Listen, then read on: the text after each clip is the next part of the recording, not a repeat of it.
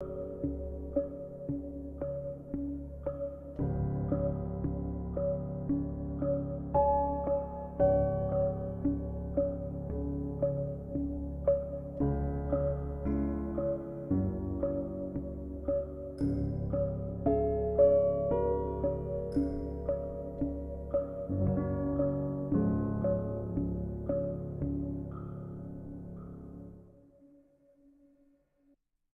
we there yet? Yeah, Oh. we're back. We're back. Hey guys, we are back. Let us know about the audio. I think we got all the issues resolved. Just want to make sure that you guys can hear us okay and everything's coming in good on the audio. So hit us up in the chat. We can see the chat even if it's not on the screen. We're here at the CSI Expo, and Mike, I'm really excited about these two young guys that we have here today. We have Stephen Holem and Joe Spence from Canada. How's it going, guys?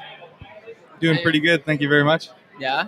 Are you guys Having a great time. Just excited to be here. awesome? You guys excited to be in Vegas? Is it like? I love Vegas. Just about like a second home to me. Oh, really? Yeah, I spend a lot of time here. Yeah. You, Joe? Yeah, I'm excited for sure. It's been about 3 years since I've been back here since through the COVID pandemic and whatnot. So having fun. What was it like for you guys back at home when all that madness was going on? They can't hear you. What was it like back during COVID back in Canada when all that crazy stuff was going on? Were you guys on lockdown too for a couple of years, or? Oh yeah. We were shut down the pool halls at least were shut down for, I would say, the better part of a year, like maybe 9-10 months.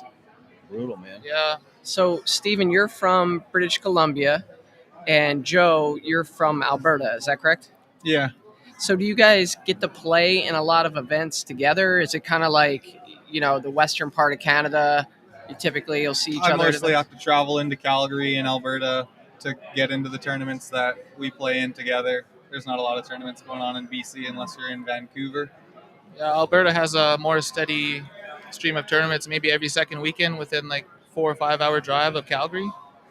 Even towards like Saskatchewan too, 4 or 5 hours. They have a few tournaments there. How old are y'all? Y'all look younger than Joey. I'm 26. Young, man. I just turned 30. Yeah. That's Yeah. awesome. I wouldn't guess you were over 15, man. Brutal. And so, Appreciate you, man. Yeah. do you guys ever make it over to the eastern side, Ontario, every once in a while? Or? I do, yes. I travel. My buddy actually has a tour out there. It's called the Legends Pro Billiards Tour out of Canada, and they're playing tournaments all over Ontario, like in Brantford, Toronto, all in that area. So if you're ever in that area, check those tour events out, please. Hey, Joe, tell us how you guys started playing pool. I'm curious.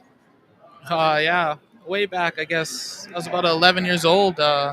My dad was actually a full-time player there, and Claude Spence, if there's any old school Canadians playing, they probably heard of him. he got me into it when I was pretty young there.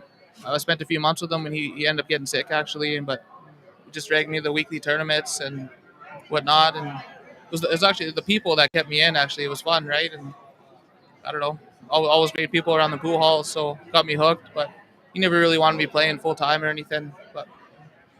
But here you are. Here I am now. Well, I've seen like what Predator and Matchrooms are doing, so figure it's now or never. Why not? Well, let's talk about that because y'all got an opportunity last year with when John and Alex pulled out of the World Cup of Pool. Tell us about that experience when y'all got the call. Who got the call, or how did that go down to go and represent the red and the white in the World Cup?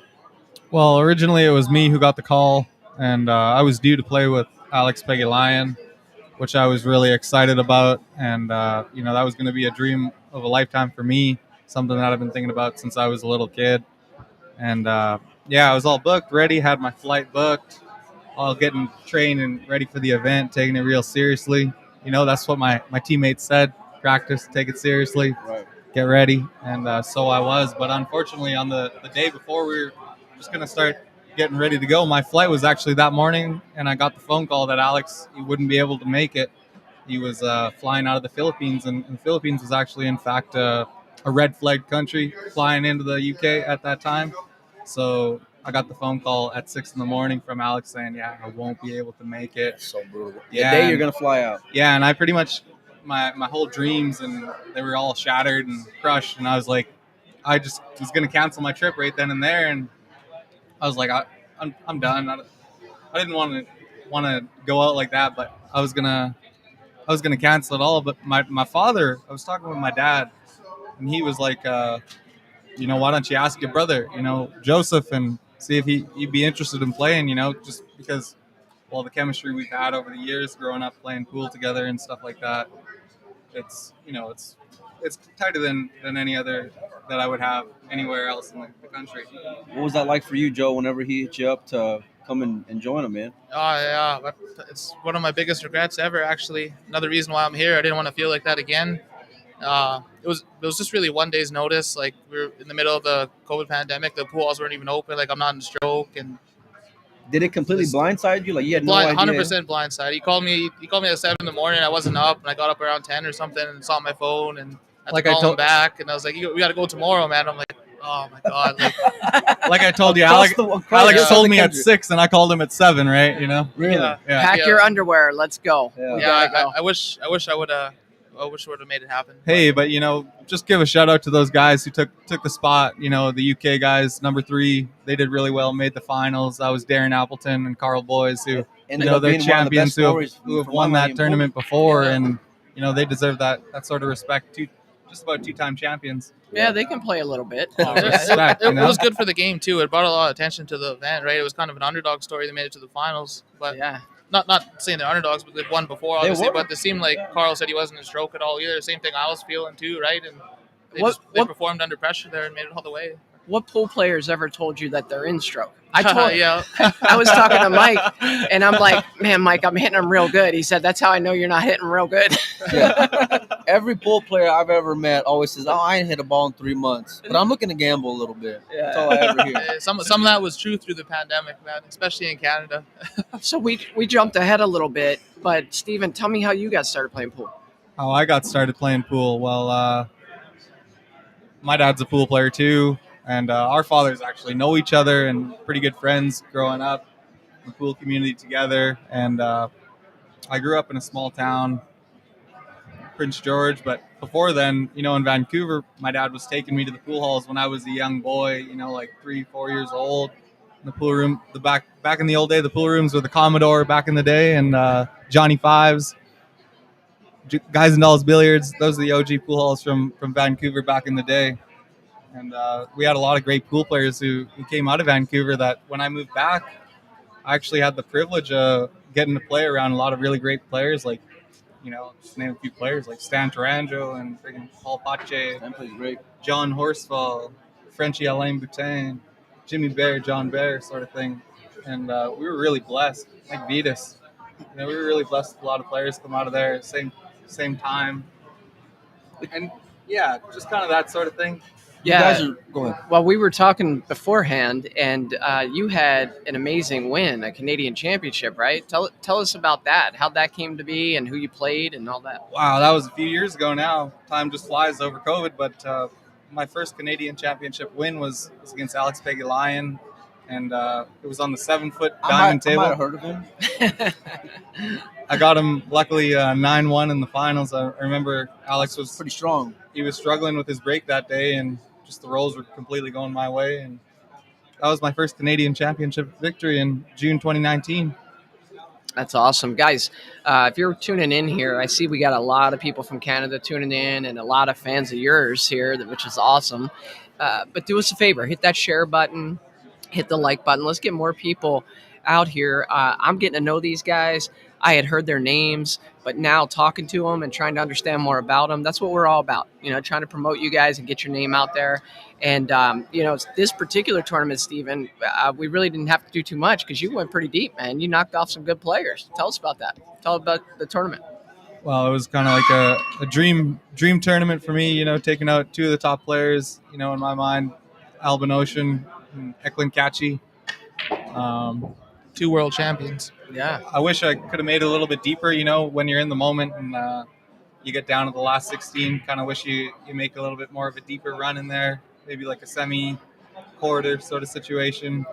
But, with the experience that I gained and, I'll be moving forward into the next few events and into the future, with high confidence, knowing that, I could beat anyone in the world and that I'm capable to be here and be the best. I mean, if you're taking down champions like that, you beat Alex in the Canadian Championship. It's toughening you up. Yeah, season. Yeah, for sure. Yeah, once you knock off somebody like that, you kind of feel like, well, why can't I beat anybody? Right? That's right. Yeah. That's right. And that's kind of where I'm at right now. Cool. Joe, how you feeling about this format? It's a little different than anything anywhere in the world. Yeah, I really like the format. Like I played 3 shootouts, and it was pretty nerve wracking, but it was Who'd you play also against? a lot of fun. Yeah. First match there, I had a shootout against Marco Sucher. Oh, Marco can play. Yeah, Real sporty U.S. Open U.S. champion. Open 10-ball champion, as a matter of fact. Yeah. yeah, that was actually my first pro match ever. Ended up taking him down in the shootout. I was pretty excited about that. That's awesome. Snaps. I love it. Yeah. Canadian snaps. Okay. Yeah. Was that heart racing, man? Whenever you're down there. Oh yeah, like I was feeling the pressure in the show for sure. I had a bunch of people from Calgary and Alberta watching too, and they were streaming it to my friends and family, and it was a good time. Was Steven there, or was he playing? He was I there. was watching from the side. Yeah. I was like in the wings. Yeah. There's a side wing, and you go out to the practice room, and I was like tucked away in the side wings, like, you know, I didn't want him to see me or nothing, distract him, right? Yeah. That's awesome. Are you guys rooming together out here? No. No? He's rooming with a couple guys from back home, and I'm actually staying with the local friend who's local. Oh, awesome. Yeah. Save some money that way, man. Yeah. Damn right. Yeah. And Steven, you were talking, I overheard you talking to someone else that you might have some plans to move to the States. Is that true? Yeah, well, you know, living in Canada and stuff, I have a family back home, and I'm going to start traveling, you know, kind of more full time and stuff like that. And I'd appreciate having them be a little bit more closer to me, so I could, you know, obviously spend that time with family and be closer to them. And Sure. yeah, and that's the main goal. Are both of you guys playing in the World 10-ball championship after this? After this event that just finished up yesterday? Yes. Yeah. What is that like for you? Are you guys excited? I'm very excited, man. Yeah, I put in a lot of time, a lot of effort with my game to be down here, and just excited to mix it up with the best in the world. What did you work on the most in preparation for this tournament, Joe? I worked on that spot shot a lot. I'm not gonna lie, but well, that's out the window now. Yeah, that tournament, that ship is that's sailed. gone now. Yeah. So you know, I hit my break a lot of. You got to break good here, right? The tables, they're breaking tough, so you're kind of just hitting them hard and maybe trying to make the one in the side from the rail there. But yeah, I put a lot of time. What do you think is one of the keys to your success? Like, what do you bring to, you know, is it your demeanor? Is it, you know, your break shot? You know, what attributes make you a good player? I think the strongest part of my game is probably my ball potting. Yeah. Put them in the hole. Yeah, just that's number put one. the balls in the hole, right? Easy game. Yeah, that's the story. Yeah. How about you, Steven? What kind of things did you work on in preparation for the World Championship?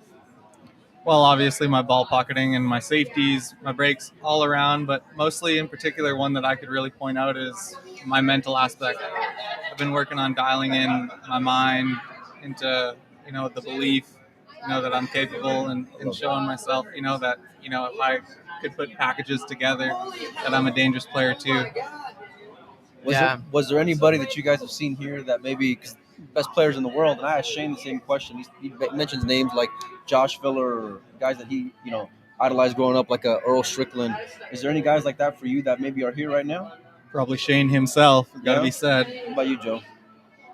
Sorry, what was the question again? Are there guys that maybe you idolized growing up that you're seeing here or that you've been able to battle on the pool table with? I've never played him before, but Alex Pagulayan is, Yeah. I would have to say, most Canadian players' favorite player, any pool player's favorite player. You know, just his demeanor at the table and the way he interacts with fans, and just I tell you world what, He's a great champion, right? ambassador Yeah, for the sport. Great ambassador for the sport. Yeah. And, really look up to him. Now he's right? on Yeah. Instagram, so that dude's just getting Is he followers. really? Yeah, Yeah. yeah, it's crazy. Well, he's also, I think, episode 5 of Pool Player Podcast. So if you guys haven't seen that, it's on YouTube. You should check that out. Subtle plug. Yeah, right. But the interesting thing is from that podcast, I asked him a story growing up in the Philippines. I was like, you know, tell me a road story. And I think he said he was 12 years old and he had like a certain amount of money in his pocket. And he was just like, screw it. Got a taxi, a jitney or whatever they call it over there, went to the pool room and then found a guy who was a stake horse and took him to another city. And he was on the road for 6 months. He was like 12 years old. And there was like a missing persons report and everything. And he was out there playing everybody. But, you know, he had really fun things to say about Canada because I actually asked him, I'm like, you're Filipino, but you're from Canada. Like, which one do you rep? And he was like, Canada, man. Canada all the way. Yeah. So it's really cool. It seems like with the Canadian players, there is a lot of camaraderie, right? Tell us about that. Of course. Yeah. You guys all stick together and root for each other. Oh yeah. Yeah.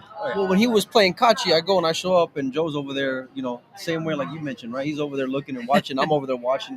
Kareem's over there watching. You had the whole room sweating it at like 11 o'clock at night or whatever it was, man. Yeah, there was a lot of people. I had that stream to my my Facebook page actually too. I had a lot of viewers on there. I had some fun too. Well, we're teammates back home and stuff like that. We've been playing on a team for a long time, several years, and we're from the western side of Canada, so we stay pretty tight. But the guys back east, John and Alex, they're down here like traveling, and obviously they're cheering each other on at all the tournaments and stuff. We're all trying to root each other well. Like, do y'all have goals of maybe making it back to a World Cup of pool at some point in y'all's career? oh, of course. I actually have that very much so on my mind in the future, trying to slip into that next spot, and taking over for the new generation. For sure. Yeah, if I ever get that opportunity again, like 100% making it happen. Are y'all going to play in the World 9 Ball? I did not get the invite this year, but I will be playing in the U.S. Open 10 ball and the U.S. Open 8 ball to make up for that. Fantastic. So you're in Vegas for like months. Yeah. Yeah, that's what I mean. I was saying like how Vegas is like a second home. Yeah. I wasn't lying. That's pretty That's awesome. Yeah, I know it's a little tougher to get exposure north of the border. I've talked to some Canadians, and they're like, sponsorships come, a little more difficult. Have you guys had success in getting sponsors? And if so, go ahead and shout them out. I have had success getting sponsors, and I do want to thank my family back home. They know who they are. My uncles, my family back home, my brothers who helped me get here. Yeah. I wouldn't be here without my family and my friends and my team behind me. There's a lot of big team. What about you, Joe? Yeah, I just want to give a shout out first off to my family and then my friends also for all the support they've given me. But also shout out Jam Up Apparel. Oh, yeah. Yeah, I just got a recent sponsorship with them. Congratulations, man. Yeah. My home pool hall, Leather Pocket in Calgary, Alberta. They've helped me out a lot. Great staff, all diamond tables there. So if you're ever in the area, check it out.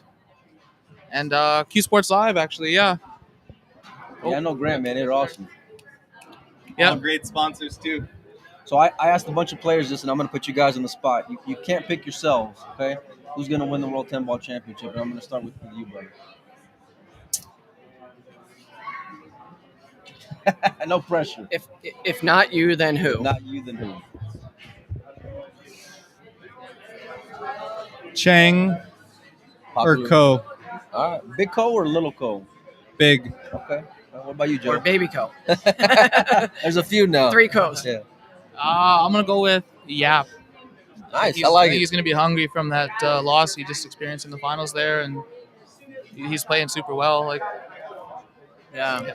Well, when we were talking about sponsors, we got a lot of sponsors that helped us get out here, Sure. and we just want to thank them. They're across the bottom, guys, and we actually had somebody come up to us at the event here and just decided they want to sponsor, and it's the guy who runs Q Storage right across the way. And just so you guys know, pro pool players, you can drop your cues off, and he'll store them for free. You just got to sign his little banner over there. Yeah. I didn't know that. we That's want awesome. we want to let you guys know. Wow. He's bonded, insured, 24-hour surveillance, all that stuff. So I know you guys have a lot of good stuff in your bag, but he'll take care of you. So if you're coming out to Vegas, check out Q Storage, guys, here in the Rotunda. So with that, what is in your bag? I want to hear what you guys play with.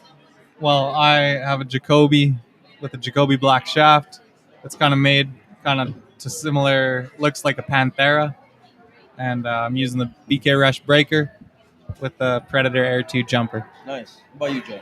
I use a custom butt actually from BC, Kevin DeRue. And then I paired that with Mazic Night Shaft. And I break with the BK Rush. And Jump Q-Tech. Propel, Nice. yeah. All mixed across the bag, board. yeah. I really like the way you said I paired that with. It's like fine wine. I Yeah. paired the red wine with the prime listen, if rib. you got a rhythm with it and it works, then it's for you. Yeah. Well, listen, boys, we appreciate y'all being on. I know we had a little bit of technical difficulties leading up to it in the past hour, but you guys have been great sports. Hey, man. And, Appreciate you having us, man. Yeah, we can't thank you enough, man. Honestly. Yeah, you guys are great players. I'm excited to meet you. Excited to watch where your career goes. Hey, thank you so much, man. Awesome. Any last words for the fans out there? There's a lot of Canadians in here. Well, thanks to all the Canucks out there watching and cheering us on, cheering all the boys on. We really appreciate you guys. You guys are driving us to be better players. be better people and stuff like that. So we really appreciate you guys. Go bring a world title home, boys. Yeah, I just wanted to give a shout out to Predator for putting on all these events, obviously. And then there's big things coming in Canada, actually. The Predator Canadian Open that Q Sports Lives and Grant is put together with the help of Predator also, and right to our hour away from our hometown there, Red Deer, Alberta. Fantastic. We can't wait, man. August 16th to the 20th. Excellent. Yeah. Well, guys, thanks so much. Really appreciate you joining. Hey, hopefully we